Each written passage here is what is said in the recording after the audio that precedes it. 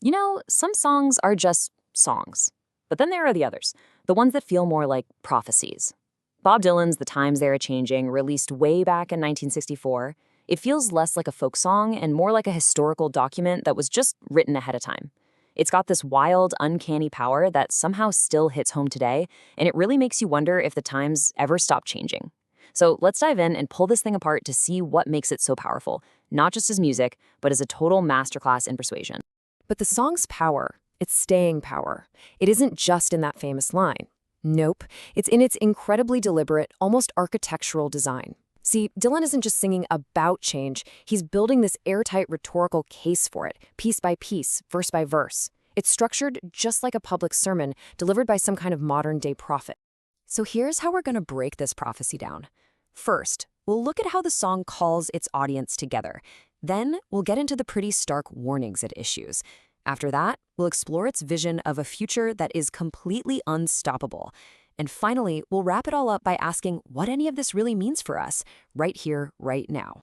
Okay, first things first. Any good prophecy needs an audience, right?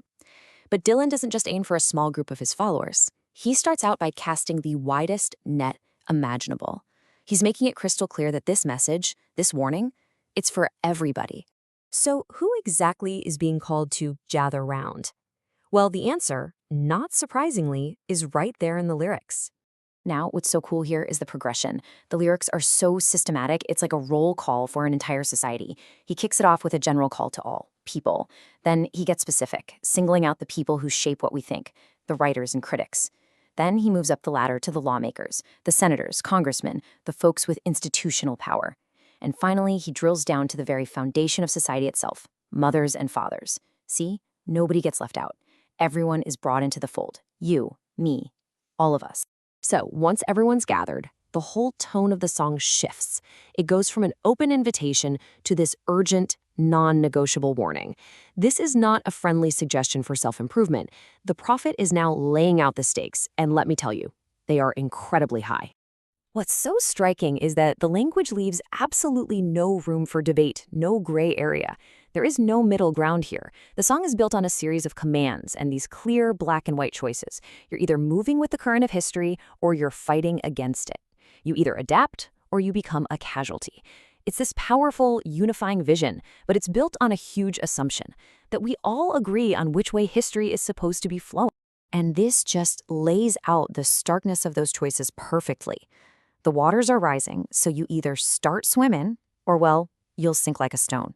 You hear the call, you gotta heed it, because the one who gets hurt is he who has stalled. And for the older generation, you either lend your hand or you need to get out of the new one. The message is, it's almost brutal in its simplicity. Move or get moved out of the way. All right, let's get to the final piece of this whole prophetic puzzle. To make a prophecy really hit home, you have to convince your audience that the future you're describing isn't just possible, it's absolutely inevitable. Change is framed as a force of nature, and it's this complete faith in forward momentum that gives the song its real power. This metaphor right here is so important. Change isn't a person, it's not an ideology, it's a giant, impartial machine, a wheel that is still in spin.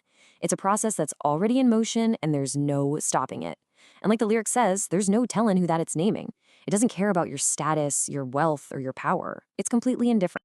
And just feel the urgency here. The old order isn't just fading, it's rapidly fading. This language paints a picture of a world that is actively and quickly just dissolving. The past isn't just the past, it's becoming irrelevant in real time. The battle, as he says a few lines later, is raging. And this is the final, almost biblical statement that seals the whole prophecy. It's not just that things are changing. It's that the entire power structure is about to be flipped on its head. The top becomes the bottom becomes the top. By guaranteeing this great inversion, the song makes its case for an unstoppable, revolutionary future. It's a done deal. So, okay, we've seen the architecture, right? A universal summons, a series of stark warnings, and a declaration of an inevitable future. You put those together and you get a seriously powerful, persuasive prophecy. But it all hinges on one very, very important assumption. The song's entire engine runs on this core belief that we are all living in the same reality, looking toward the same future. It assumes history only moves in one direction, forward. But what happens when a leader, say someone like Donald Trump, comes along and promises to reverse that direction, to make America great again? The song's prophecy depends on us all being on a shared journey, and that's the very idea that feels so fractured today. And that leaves us with a really tough question for our own times. What happens when the audience can't even agree on which direction the wheel is spinning?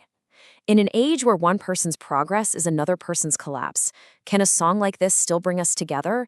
Or does it just become the anthem for one side of a massive, widening divide? For the times to change, maybe we first have to agree on what time it even is.